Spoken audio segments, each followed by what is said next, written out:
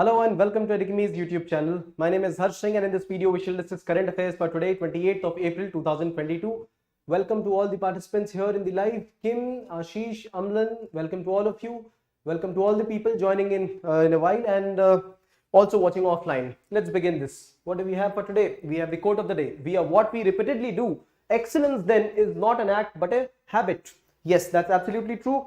What we practice every day is what builds us. And that's what builds what a person is. That is excellence. And excellence is not rooted in what we do suddenly, but then what we do repeatedly. Excellence is a matter of attitude. It's not a skill. It can be developed over time, provided we do what we do repeatedly. And that's what leads to excellence. If you like this initiative, share some love through likes, comments, and shares. What are we going to do today? We are going to discuss quite a few articles today. The first one being oil prices and a complete breakup and breakdown of the events around it. The second one is the selection of the vice chancellor in universities being questioned because of some bills passed in state legislatures. Palm oil crisis, we will understand what has led to this. We will also understand few more terms like IRAD application, LCA Tejas, education at Ganga, and maybe some other articles written down here. All right, so let's begin this. Oil prices. The first one is the oil prices. We all know that the oil prices in the countries in India has overshot. Now the oil prices are touching 120 rupees at some places, for example Maharashtra.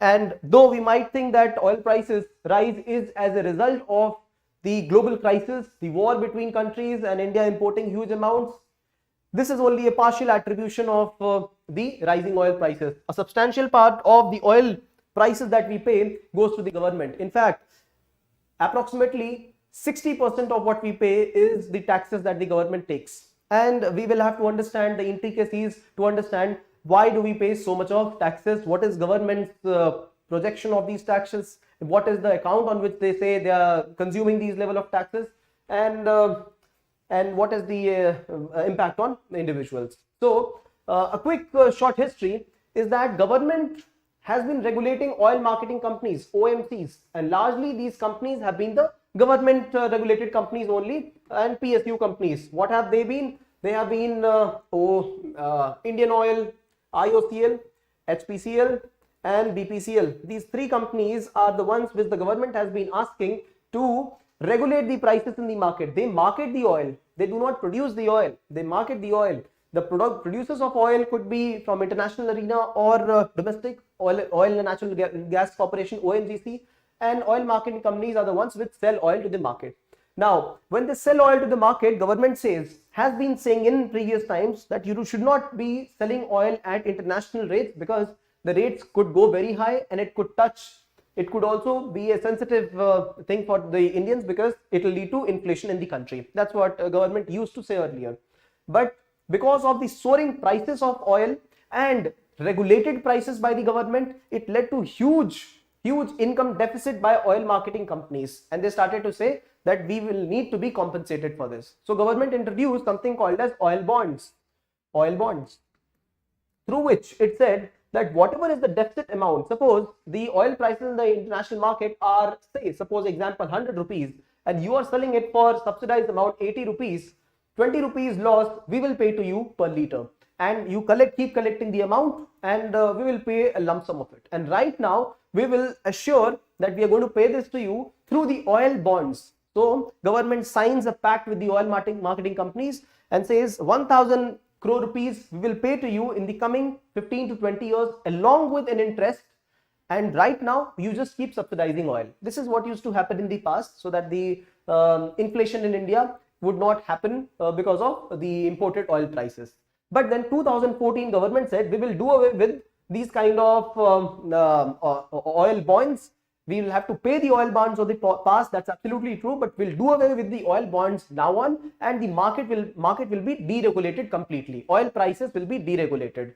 And 2014 onwards, this is what the government declared. Slowly and steadily, oil prices started to rise according to the market levels. Now the prices are fixed every day morning at 6 a.m. The prices change 6 a.m. depending on the 15-day moving average prices in the international market. That means 15 days average of the international market prices of the oil are calculated. One day it is for 100 rupees, the other day it is for 99.5, the third day it is for 98.7, and this 15-day average is calculated, and on the basis of that, the next day's India petrol and diesel prices are fixed by the oil marketing companies. It changes at 6 o'clock in the morning every day.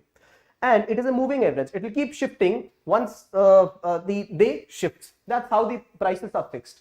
Now, the prices are dependent on varying factors. For example, the availability in the international market. For example, if there is a Russia war going on, the availability will be less. Similarly, what is the demand in the countries? If it is COVID times, demand will be less because of lockdown. Similarly, what is the exchange rate between the countries? That is a determining factor. What are the other demanding factors are the kind of cartel the companies have formed, or the association the countries have formed, crude prices. So number of factors are responsible for what is the rate at which we import the oil, and this is only the import of oil. And after that, there are some other charges also imposed. Those charges are, this is the crude oil, so oil refining companies will take in some charges, oil marketing companies will take some charges for their maintenance. The person who is selling as a wholesaler, that is the petrol station, they will take some charges, and over and above, government says we will take some tax because this is a product that has been produced. We will take excise duty on this. The states say that we will charge value added tax on this. Now, one thing to note here, that the prices that they are charging, that is not under GST. The state and the center, they charge a separate level of taxation, and the total taxation that they amount to, that they charge, it comes to around 50 to 60% of the total price that we pay. If petrol and diesel were to be under GST, the price of fuel would have been around 60-65 rupees. This would have been the price, because even considering the maximum level of GST, goods and services tax, is 28%, the prices of fuel would have lowered, right, to 60, 65, 70 rupees at max. But the center and the state, they are habituated of collecting taxes. Every year, the government collects around 6 lakh crore rupees of tax only through petrol and diesel. Now, we will understand what is the reason. The central government says we are not ready to, or we will not be able to reduce down the taxation right now. The reason that they give is oil bonds. Previous governments, oil bonds were there, and we have to pay back to those companies as oil bonds. Now, finding out a little about the oil bonds, the total price that the government had to pay to the oil marketing companies was 1,34,000 crore rupees. That was it, right? Not a small amount, huge amount. And they also had to pay interest rate. So government says we will have to pay all this in the form of oil bonds, so therefore we will have to take in taxes. But then the reality is, in the last 6-7 years, government has collected at the rate of 6 lakh crore, 7 years, 42 lakh crore rupees, my dear friends, 42 lakh crores in the forms of taxes. So why haven't we been able to pay the taxes? A good question. Government actually is in the habit of taxation of petrol, diesel, and luxury goods like alcoholic beverage in the states. And these are the sources of revenue for the government, through which they are able to handle their income and expenditure. Now, one thing more here. During the times of COVID lockdown, there was a time when the international prices went to as low as $30 per barrel. $30 international prices per barrel. That was the time we should have seen lesser taxation, lesser rates of oil in the country as well. Because, see, if the oil in international market is at $100 per barrel, the taxation is on this amount, right? So 30% of this by the center, example, 25% of this by the state. But then when the prices go down, should it not be that when the prices go down to $50 per barrel, the percentage should be 30% of $50 and 25% of $50? Yes, it should be like that. Prices should have gone low, but the prices did not go low. During COVID times, we did not see any price decline. It was because the taxation percentage was increased by the government during COVID times. It was increased by the government. The taxation was increased, and if you want to look at the proof, have a look at this. The taxation percentage previously, I'm speaking of pre-COVID time, example 2014, the taxation percentage was 18% by the central government and 18% by the state government at an average, and 16% by the central government. So accounting to around 34-35%. But when you see in 2021, this is the taxation percentage. This is close to 60%, exactly 60% here. So the total amount that we paid, the base price here was 63%. The taxation was only 35%. And now the more of the amount that we pay is for the taxes. This is some level of deceit for the common person, right? So when we see expenditures rising, when we see the cost of entities rising, all dependent on the snowball effect of rising fuel prices, because everything is dependent on energy consumption, energy production. So we see the taxation is to be held accountable here, right? And it is not just that the government had to play for oil bonds, because the contrary part is government has accrued 42 lakh crore rupees in the last few years. Imagine this. So here is the reality that the governments are dependent, and we cannot blame them as well, because government needs to have wider source of revenues. And in case government wants to diversify through increasing the tax base, government will have to initiate reforms like goods and services tax. It initiated that. Government will have to widen the direct tax base, the indirect tax base. It is doing that through digitization, automation. It is levying a penalty on those people who are not giving taxes on time. But till that time a thing like that happens, India will remain to be one of those countries which is highly taxed, just like USA taxes gasoline and petrol and gases far less than European economies. India taxes far more than the other neighboring economies and otherwise other countries as well, right? So this is the reality. Now another reality of this is the election, the times of election, and the government would in a way mention the oil marketing companies. Those were the times when the oil prices in the international market was still rising from $70 a barrel to $100 a barrel. But then the oil marketing companies did not change the rate. In fact, the central government went on to decrease the excise duty, and they requested all the other states to decrease the rates. So some states which were ruled by the same party as in the center, they proportionally decreased immediately, but the other states, they decreased it slowly and steadily. So there has been a conflict between center and state when the central government and the state governments met just lately, that the states did not help in reduction of inflation in the country. The reality is completely different. This is a political game. The reality is right in front of you, where government collected amount, however, oil bonds are not completely responsible for this. All right. Now the breakup of the chart. Now this is a little older, where the oil prices were 82%, but the percentage of taxation are very similar. For example, when the oil is imported, suppose the effective price is 82 rupees, what we pay. When the oil is imported, it was 26 rupees per liter of oil. Domestic freight movement of oil from one place to another would cost 0.5 rupees approximately. Central government would charge almost same amount, 100% of the charge on whatever is the imported crude, so 33 rupees. And along with that, around 19 rupees, that is 30% is the state VAT on this. So, and commission to the petrol companies, and that's how the final price would be. So 26 rupees would amount to 82 rupees after inclusion of around 50 rupees of taxes. That's what I wanted to explain to you people. So what we pay in terms of taxes is right here. What is the reason that Mumbai and Maharashtra sees highest levels of taxation, highest levels of price, is not because the price is very high at that particular area because of some XYZ reason. It's just because we are taxing 65% on the prices in Maharashtra. So three states, Maharashtra, Telangana and Karnataka, see the highest levels of taxation on petrol here, right? And then we pay around 30 to 65% of taxes overall on petrol and diesel included. All right, this is the first one. So this is where I want to point out one fiscal federal issue. Now we will come to another federal issue, that is the power to be able to appoint a vice chancellor. Vice chancellor is the person who is leading a university, and chancellor of the state, who is the person who is officially capacitated to be the highest official of the state, that is the governor of the state. So ideally, what is mentioned in the law, UGC conduct rules, is that the chancellor of the state, that is the governor, should be instating the vice chancellor in the universities, be it central university or state university. Central universities are the ones which are directly funded by UGC, and the state universities are also funded by various organizations, state government, the authorities in the state government. But then who appoints? It is the chancellor which has to appoint. Now lately, states have passed on acts, laws like in Tamil Nadu. Then we have Maharashtra, Telangana, right? There are other states also which have started to oppose the way in which vice chancellors are getting appointed.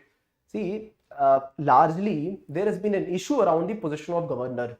Governors are holding a political post now. People are not going through a cool-off period, and they are being appointed as the governor after they just retired from government services. So when the center appoints the chancellor, that's the governors, instead of being non-partisan, they have some or the other level of favors.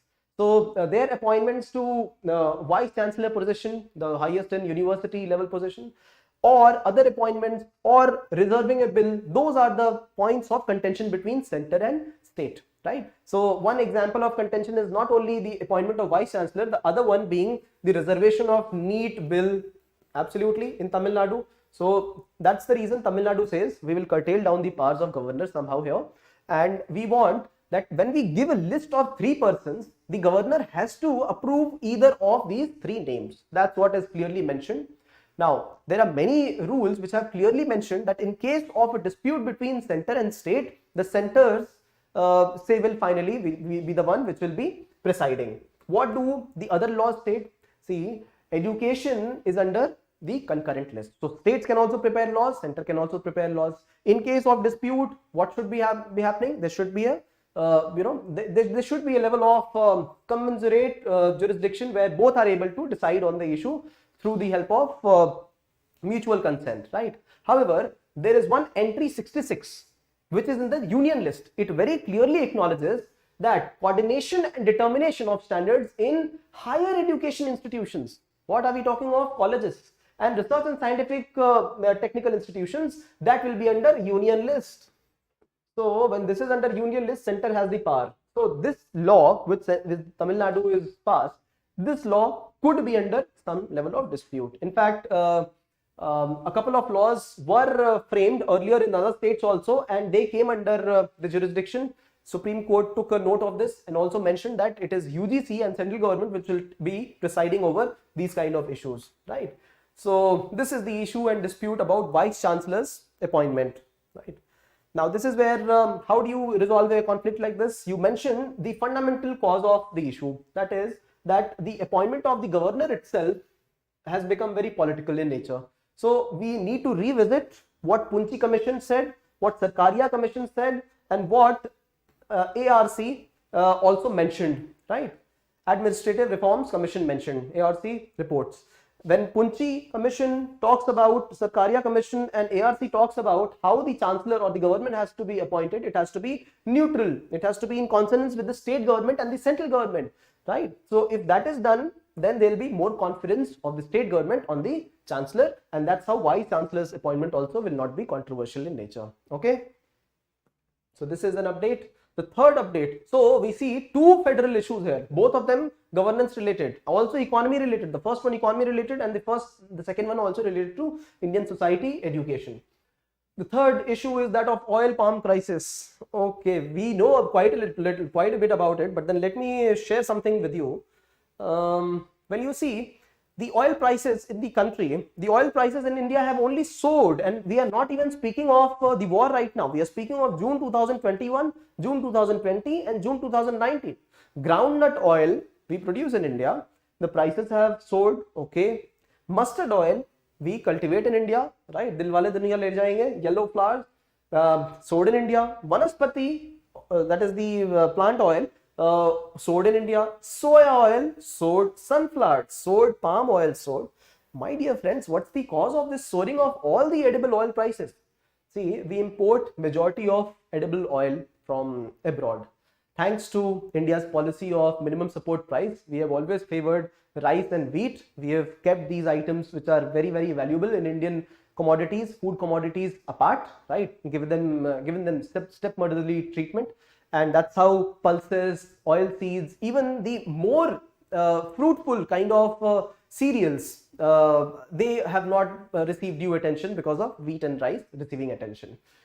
So the palm oil crisis has come up. But why palm oil crisis only? Why not the crisis about the other oil? For example, sunflower oil and soya oil. See, we import sunflower from central the Black Sea region. So 70% of the export of sunflower oil around the whole world is done through countries like Russia and Ukraine, Black Sea region. Similarly, around 18 to 90% export of palm oil around the whole world, production around the whole world and export happens through Indonesia and Malaysia, both the countries, Southeast Asia. Similarly, soya oil is also produced in a good quantity in Latin America, in South America, Argentina. Now, India, because we are dependent, we are not producing these oils naturally. So we have been importing from Ukraine and Russia. We have been importing from Indonesia, Malaysia. We have been importing from Argentina as well. Now, all these three regions are stuck because of some or the other factors. One factor that is causing sunflower oil crisis, we already know the crisis between both the countries, Russia and Ukraine. So prices have risen. Okay. Argentina, because of because of crisis here as well, food productivity has not been good. So natural crisis here, right? Because of less rainfall and less insecurity of availability of food.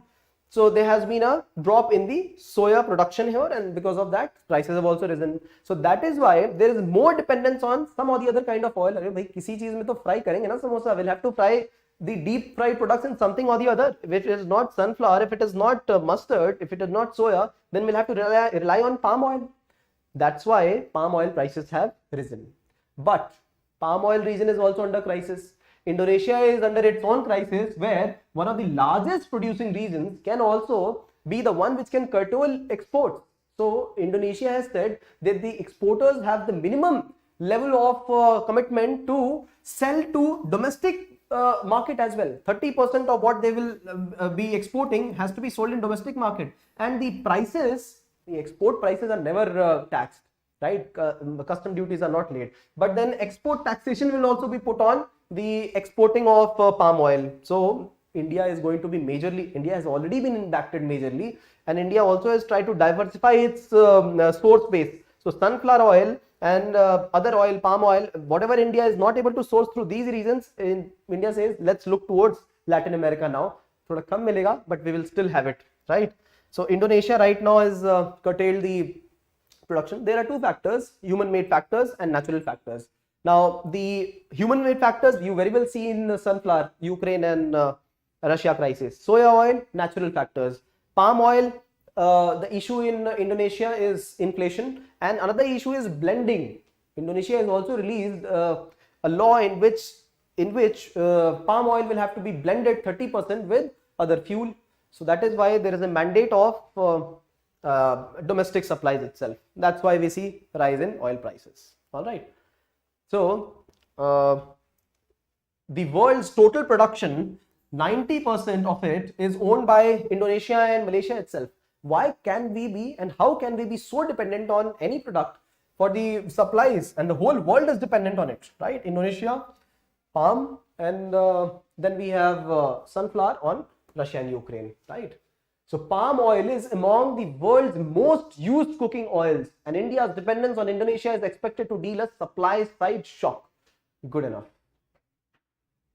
40%, it also is 40% of India's overall edible oil consumption basket. What oil? Palm oil, right? So already some areas are constrained, and over and above, Indonesia is another constraining factor. So soybean oil is facing supply side issues due to dry weather in South America, right? This is it. Quite in depth, but good understanding here. A couple of articles here. IRAD, Integrated Road Accident Database. The police wants to spot those places which are prone to accidents. So they will be noting down the place in this app, IRAD application database, the place where the accident has occurred. Geotagging will help improving the conditions. The contractor could be held liable for this.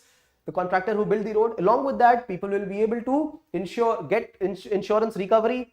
There will be also integration with this is Ministry of Highways and Road Transportation. There will be integration with health, police, transport, and this is how an efficient integrated road accident database will be produced. All right, India is one of those countries where uh, proportion of deaths in the accidents has been highest, right? Accidents happen and then car gets damaged, that's fine. Accidents happen and people, nothing happens, life and property is still saved. But then India is one of the countries where accidents happen and number of deaths, proportion of deaths is one of the highest in the world. Also, in the developing countries, I've declared this, shared this with you people previously. There was a report which said that developing countries account for more deaths and more proportion of accidents on the roads, even when the speeds are low. And the people who are victims of accidents, who are casualties of accidents, are usually the people who are walking, pedestrians, people on cycle, on foot, on walking or jogging on the streets, or on two-wheelers. That's the important thing, and that's the reason that we have a need to have an IRAD application, integrated road accident database. There are many causative factors for these kind of accidents. Researches were conducted. Some of the factors mentioned that people while driving are half asleep, and some of them mentioned drunk driving as the reason. Rash driving, underage driving are the reasons for accidents on Indian roads. LCA Tejas, the HAL, the one who has created LCA, Light Combat Aircraft Tejas, it has initiated the main airframe fatigue test. What is this test? Main airframe fatigue test. So the frame that you see around this body, around this aircraft, devoid of its engine, take out the electronics and aviation engine and missiles, the leftover is the mainframe. So this mainframe fatigue test will be carried out over a period of 8 to 9 years, and in this time they will be able to understand what is the lifetime of this airframe. The lifetime of this airframe should be 4 times more than the lifetime of the aircraft. So if the lifetime is say 40 years, how will we test for 160 years? It will be tested in a matter of 8 to 9 years itself through multiple level of tests, right? So LCA Tejas has been caught up in development for the last 20 plus years. 1999 onwards, the production was supposed to happen, but then initial body and then the engine, the core engine, India could not initiate, and that's how we took help of foreign nations, collaborations, and we are able to create this aircraft. But then Indian Air Force has also placed demand for LCA Tejas. However, production is delayed. All right, after these kind of tests is when LCA Tejas will be available for public for Air Force, Navy, Army, and countries abroad to purchase.